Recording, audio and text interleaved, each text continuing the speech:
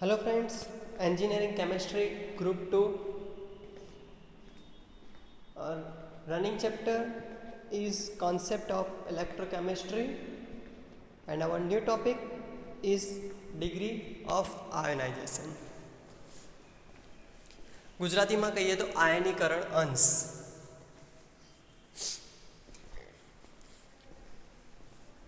This is a new topic as compared to our before all previous lectures.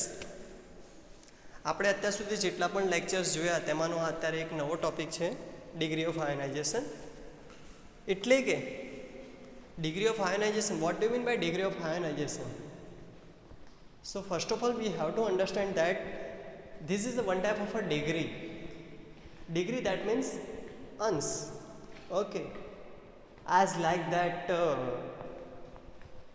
we are trying to draw a right angle or 60 degree, 120 degree. Okay, so this is a one type of a degree,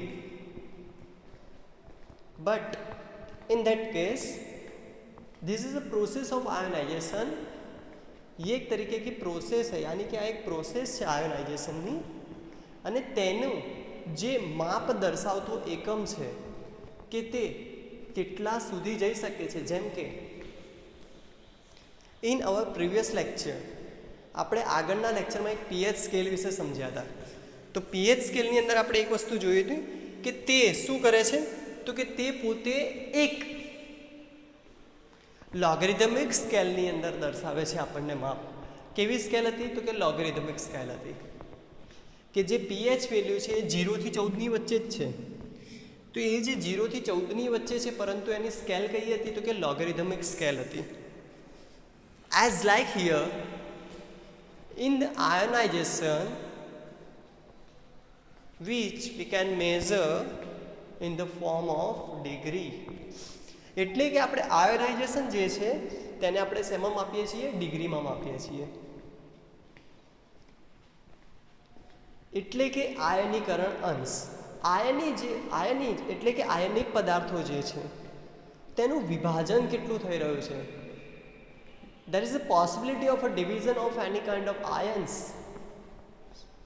કે પહેલી વસ્તુ આપણે સમજીએ કે definition જે છે અહીંયા, the degree of ionization, also known as ionization, is in the literature.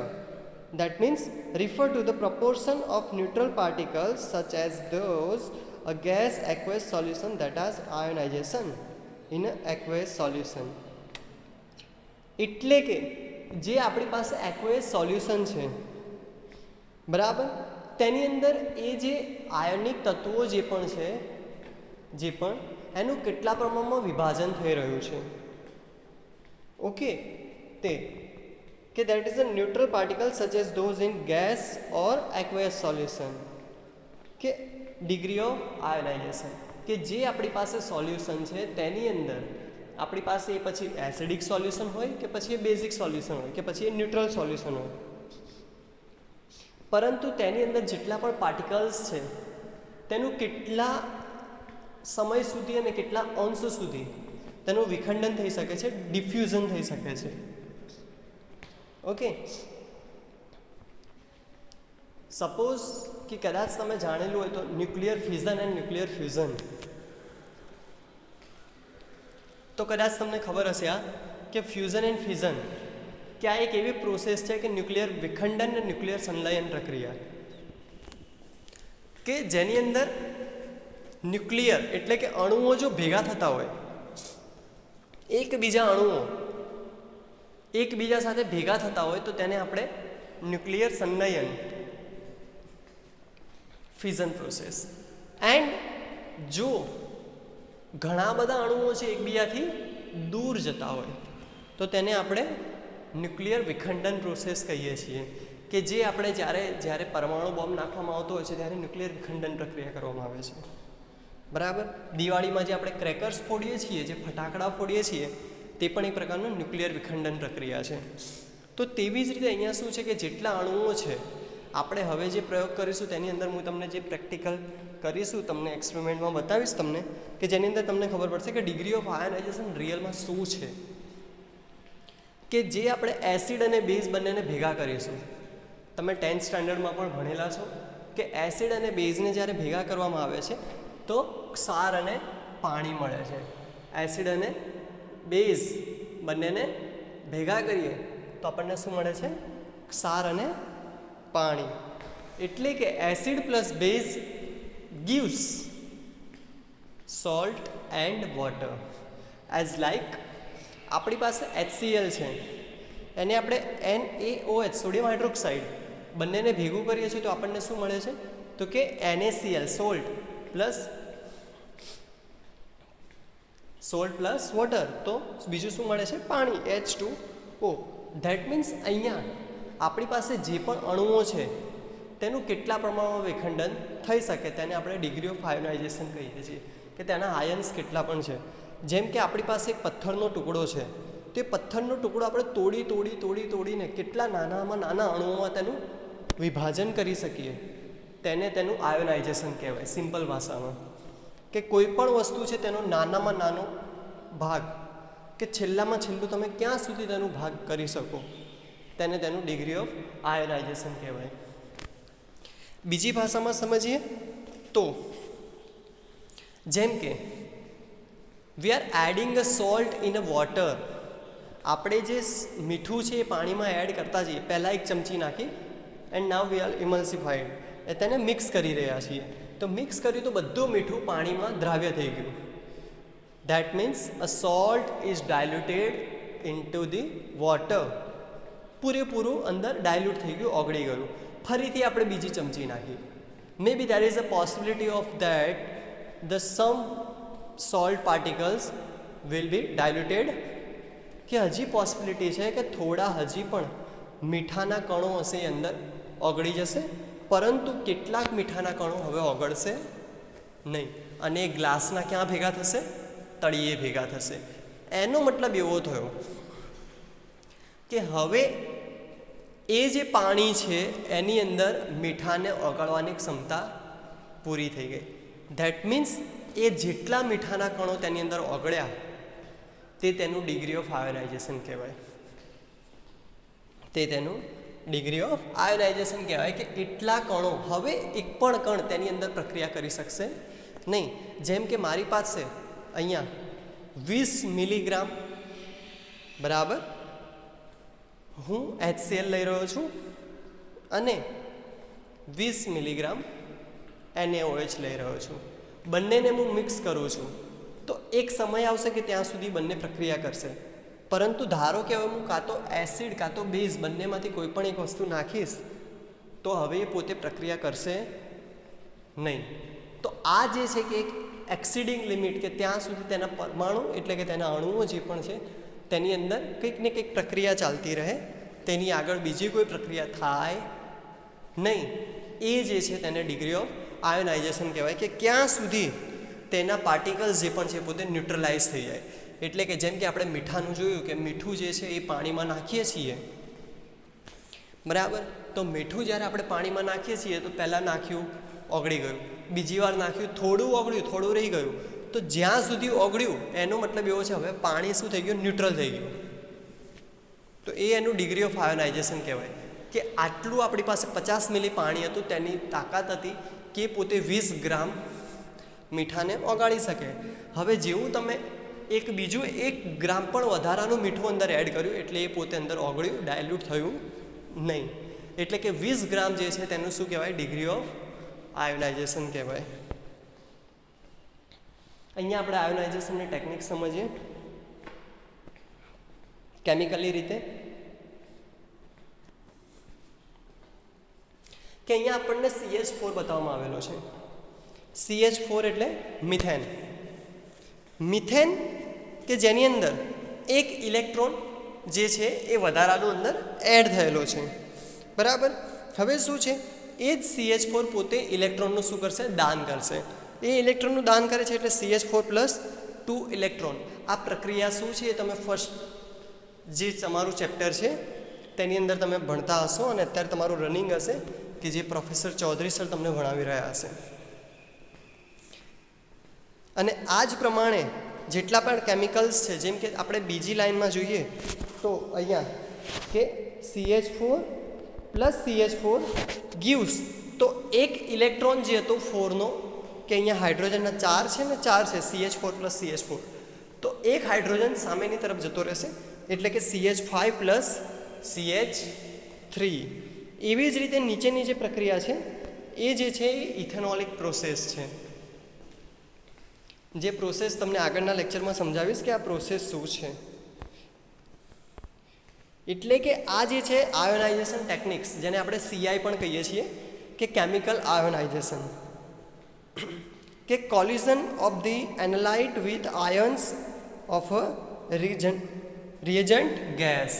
Reagent gas એટલે શું કે આપણે હવે જે પ્રેક્ટિકલ કરવાનો છે તેની અંદર હું તમને બતાવીશ કે જેવું આપણે NaOH અને જે HCl નાખીએ છીએ તો અંદરથી એક રિએજન્ટ ગેસ ડેવલપ થાય છે અને બંને અણુ એકબીજા સાથે શું થાય છે, કોલાઇડ થાય છે, અથડાય છે. તો એ અથડાય છે ત્યારે શું પ્રક્રિયા થાય છે અને એ શું છે તે આપણે આખું ડિગ્રી ઓફ આયોનાઇઝેશનની રીતે સમજવાનું છે. કે પ્રેક્ટિકલ ભલે આપણું 5 થી 7 મિનિટનું હશે, પરંતુ એ 5 થી 7 મિનિટનું જે છે એ તમે વિડીયો વારંવાર જોશો તો તમે દરેક રીતે સ્ટડી કરી શકશો. કે પહેલું તો કે એસિડ અને બેઝનું સોલ્ટ અને વોટરમાં કેવી રીતે ટ્રાન્સફોર્મેશન થઈ રહ્યું છે, બીજું આયન્સ કોલાઇડ કેવી રીતે થઈ રહ્યા છે કે એકબીજા વચ્ચે અથડામણ કેવી રીતે થઈ રહી છે, અને ત્રીજું હવે આપણે વધારાનું અંદર કંઈક એસિડ કે બેઝ ઉમેરીએ છીએ તો શું પ્રોસેસ થઈ રહી છે, as like salt and water.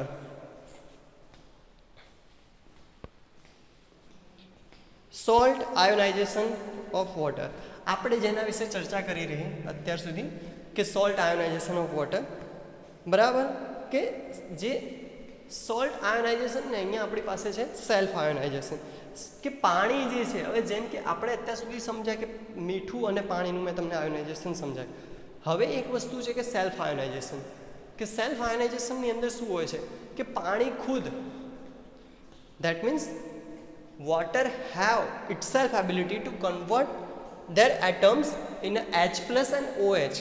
કે પાણીની અંદર H2O છે તો તેની અંદર તમે એસિડ અને બેઝના ચેપ્ટરમાં તમે ભણી ગયેલા છો સ્ટાન્ડર્ડ 10thમાં, કે પાણીના જે અણુઓ છે there are the two main molecules of a water is the H2 and O, but while we are get to separate it, one is the H plus and second one is the OH minus.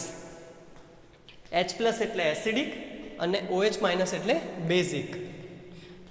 H plus જેને આપણે hydroxide કહીએ છીએ કે hydrogen કહીએ છીએ, તો કે H પ્લસને આપણે હાઇડ્રોજન કહીએ છીએ, અથવા તો H2 એટલે ડાયહાઇડ્રોજન, અને OH માઇનસ જેને આપણે હાઇડ્રોક્સાઇડ તરીકે ઓળખીએ છીએ. હવે એવી જ રીતે આપણે જ્યારે એક વોટર મોલેક્યુલ્સ નીચેની જે કેમિકલ રિએક્શન છે તમે અહીંયા જોઈ રહ્યા છો કે પાણી અને પાણી મિક્સ કરી રહ્યા છીએ. હવે તમને પ્રશ્ન થશે કે પાણીને મિક્સ કરવાથી શું થાય, પરંતુ અહીંયા એક સોફ્ટ વોટર છે અને એક હેવી વોટર છે. તો H2O પ્લસ H2O, તો જુઓ તમે સામેની તરફ જોઈ શકો છો H3O પ્લસ, આ એક કઠિન પાણી બની જાય છે.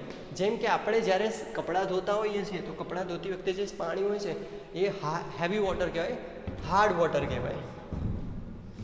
જ્યારે આપણે અતિ શુદ્ધ પાણી કે જે એક્વાગાર્ડમાંથી આવે છે તે જે છે એ સોફ્ટ વોટર તરીકે આપણે તેને ઓળખી શકીએ છીએ.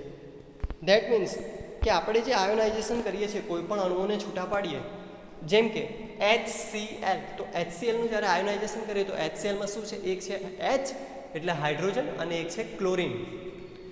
NaOHનું આપણે આયોનાઇઝેશન કરીએ તો NaOHમાં શું આવે, Na અને OH. મીઠું એટલે NaCl, તો Na અને Cl, આ તેનું આયોનાઇઝેશન થયું ને છૂટું પડ્યું. તો એ ક્યારે છૂટું પડે છે, તે જે પ્રોસેસ છે અને કયા ટેમ્પરેચર પર છૂટું પડે છે તેને તેનું ડિગ્રી ઓફ આયોનાઇઝેશન કહેવામાં આવે છે.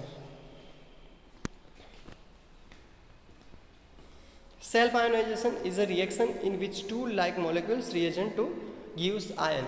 એટલે કે કોઈ પણ બે અણુઓ વચ્ચે જે પણ રાસાયણિક પ્રક્રિયા થતી હોય ને, કંઈક નવો અણુ બને અથવા એ જ પોતે એક પદાર્થ છે ને તેની અંદર વિખંડન થઈ જાય તો તેને પણ તેનું ડિગ્રી ઓફ આયોનાઇઝેશન કહેવાય. જેમ કે આપણે અત્યારે સમજ્યા કે HCl પ્લસ NaOH, તો આ બે અલગ અલગ પ્રકારના એક્વસ સોલ્યુશન છે અને બંને વચ્ચે વિખંડન થઈ રહ્યું છે, તો આ પણ પોતે એક આયોનાઇઝેશન પ્રોસેસ છે. અને ફક્ત NaOH છે અને NaOH છૂટું પડે ને Na અલગ પડે ને OH છૂટું પડે, બરાબર. તો આ પણ એક પોતે આયોનાઇઝેશન પ્રોસેસ છે.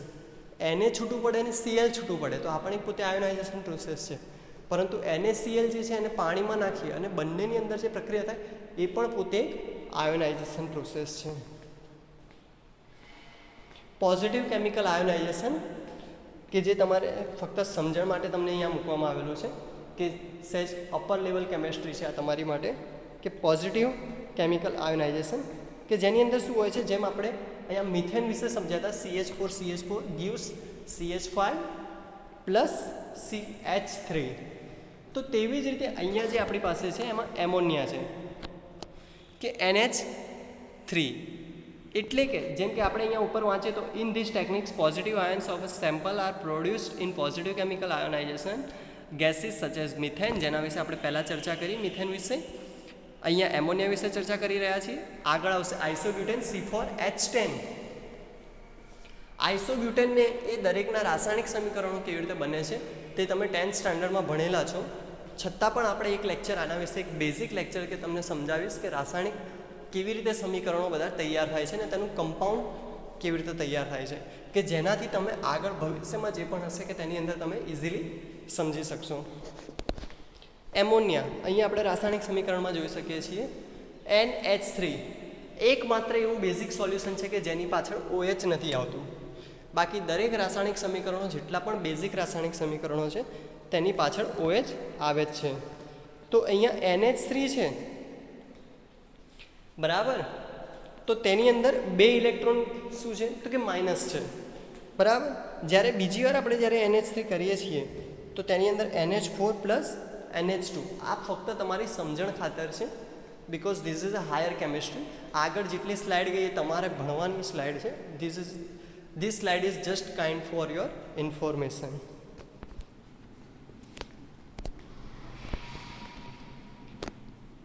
Factors affecting degree of ionization, કે કયા કયા ફેક્ટર્સ ડિગ્રી ઓફ આયોનાઇઝેશન, આયનીકરણ અંશને અસર કરતા પરિબળો. જેમ કે એક વસ્તુ છે કે અત્યારે એક કાળ ચાલી રહ્યો છે, કોરોના કાળ. તો એવું કહેવામાં આવી રહ્યું છે કે જેમ કે ઠંડીનું વાતાવરણ હોય છે તો તેની અંદર તેની તીવ્રતા થોડી વધી જાય છે. ઉનાળામાં એટલે કે ગરમીના વાતાવરણમાં અને ભેજવાળા વાતાવરણમાં તેની તીવ્રતા થોડી ઓછી થાય છે, એઝ લાઇક સ્વાઇન ફ્લૂ. તો તેવી જ રીતે આને પણ કેટલાક ફેક્ટર્સ છે કે જે અફેક્ટ કરે છે, કે કોઈક સમયે ડિગ્રી ઓફ આયોનાઇઝેશન વધી જાય છે તો કોઈક સમયે ડિગ્રી ઓફ આયોનાઇઝેશન ઘટી જાય છે. તો તેનું કારણ શું છે તો તેના વિશે સમજીએ. તો સૌથી પહેલું છે કે at normal dilution value of alpha is nearly 1 for strong electrolytes while it is very less than 1 for weak electrolyte.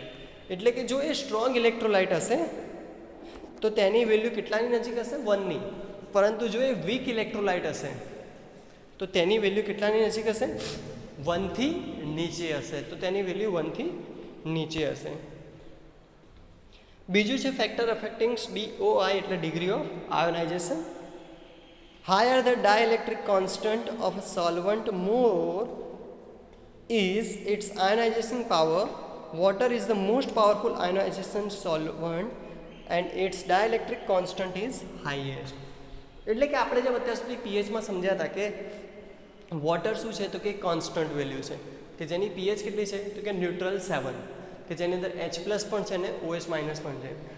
અને વોટર એક એવું strongest and most powerful ionizing agent છે કે કોઈ પણ વસ્તુનું આયોનાઇઝેશન જ્યારે તમારે કરવું હોય તો તમે વોટર વડે તેનું આયોનાઇઝેશનને ચેન્જ પણ કરી શકો છો, કંટ્રોલ પણ કરી શકો છો. એ કેવી રીતે તે પણ આપણે આગળ સમજીશું. ફેક્ટર્સ અફેક્ટિંગ ઓન DOI, તેનો ત્રીજો મુદ્દો ડાયલ્યુશન of solution is amount of solvent, કે આપણી પાસે જેટલું સોલ્વન્ટ છે એ પ્રમાણે જ એનું ડાયલ્યુશન થશે. કે આપણે 1 ગ્લાસ પાણી લીધું ને તેની અંદર 2 ચમચી મીઠું નાખ્યું એ બરાબર છે. પછી આપણે એક મોટું બાઉલ લઈએ, એમાં પાણી લઈએ તો પછી 2 ચમચીની એની અંદર બની શકે કે એક આખું 1 kg ઓફ સોલ્ટ પણ એની અંદર ડાયલ્યુટ થઈ જાય. તો એટલે કે ડિગ્રી ઓફ આયોનાઇઝેશન આની ઉપર પણ છે કે ડાયલ્યુશન ઓફ સોલ્વન્ટ અને અમાઉન્ટ ઓફ સોલ્વન્ટ, કે તમે કેટલું અમાઉન્ટ લઈ રહ્યા છો. ફેક્ટર્સ અફેક્ટિંગ ઓફ DOI, એનો ચોથો મુદ્દો કે તેની અંદર degree of ionization of an electrolyte in a solution increases with rise in temperature. જેમ જેમ તાપમાન વધે છે તેમ ડિગ્રી ઓફ આયોનાઇઝેશનની ઝડપ પણ વધતી જાય છે. એઝ લાઇક ઇન ઇલેક્ટ્રિસિટી, જેમ જેમ તાપમાન વધે તેમ તેની કન્ડક્ટિવિટી વધતી જાય છે. તે પ્રમાણે અહીંયા શું છે કે જેમ જેમ ટેમ્પરેચર વધે તેમ ડિગ્રી ઓફ આયોનાઇઝેશનની જે સ્પીડ છે એ પણ શું થતી જાય છે, વધતી જાય છે. છેલ્લો મુદ્દો, પ્રેઝન્સ ઓફ કોમન આયન, કે જે કોમન આયન છે તેની પ્રેઝન્સના કારણે શું થાય છે તો કે degree of ionization of an electrolyte decreases in the presence of a strong electrolyte having a common ion. જો તેની અંદર કોઈ કોમન આયન હશે કે જેના વિશે આપણે હું તમને પ્રેક્ટિકલમાં બતાવીશ કે કોમન આયન હોવાને કારણે શું થઈ રહ્યું છે તો કે તેની જે ડિગ્રી ઓફ આયોનાઇઝેશનની સ્પીડ શું થઈ જશે, ઘટી જશે. કેમ? કારણ કે તે ટેમ્પરેચરને રિટાર્ડ કરે છે, ટેમ્પરેચરને ઘટાડી દે છે. અને આપણે આગળ જ સમજ્યા કે જો ટેમ્પરેચર વધારે હશે તો તેની સ્પીડ વધી જશે, પણ જો આપણે કોઈ પણ જગ્યાએ ટેમ્પરેચર ઘટાડી દઈએ તો તેની સ્પીડ શું થઈ જશે, ઘટી જશે આયોનાઇઝેશનની. એટલે કે તમે એક વસ્તુ સમજ્યા હશો કે જેટલી દવાઓ હોય છે, જેટલી ફાર્માસ્યુટિકલ્સ મેડિકલની અંદર દવાઓ હોય છે, દરેકની અંદર શું લખ્યું છે, store it in a cold place. કેમ કોલ્ડ પ્લેસ? કારણ કે જો તેનું ટેમ્પરેચર વધતું જશે તો તેની અંદર જે કેપ્સ્યુલ છે, જે દવા છે, જે પણ કેમિકલ્સ છે, જે સિરપ છે, તે પોતે જ અંદર ને અંદર જ એનું ડિગ્રી ઓફ આયોનાઇઝેશન થવા માંડશે. અને ડિગ્રી ઓફ આયોનાઇઝેશન થવાને કારણે એ પોતે ટોક્સિક એટલે ઝેરી થઈ જશે અને એ દવા તમારા લેવા માટે પછી ખરાબ બની શકે છે. તેના કારણે આપણે દવાઓ જે પણ હોય છે તેને ઠંડા વાતાવરણમાં એટલે કે 20 ડિગ્રી કરતાં નીચેના તાપમાને રાખવાની હોય છે. વર્કબુકમાં તમારે શું કાર્ય કરવાનું છે તો ચેપ્ટર નંબર 2 આપણું ચાલી રહ્યું છે જે એ ચેપ્ટર નંબર 2નો પહેલો, બીજો અને ત્રીજો ક્વેશ્ચન. પહેલો ક્વેશ્ચન છે ગીવ ડેફિનેશન ઓફ પીએચ, જે આપણે સૌથી પહેલું જે પ્રેઝન્ટેશન હતું એનો ટોપિક એન્ડ ઇટ્સ ઇમ્પોર્ટન્સ. બીજું છે બફર સોલ્યુશન વિશે, જે તમારું પ્રીવિયસ પ્રેઝન્ટેશન હતું. Right its type and its importance. અને ત્રીજો છે explain construction principle and working of electrochemical cell. આ પણ તમારું પ્રીવિયસ પ્રેઝન્ટેશન હતું. તો તમને DOI કે જેના વિશે તમને ખબર પડી ગઈ હશે, ડિગ્રી ઓફ આયોનાઇઝેશન.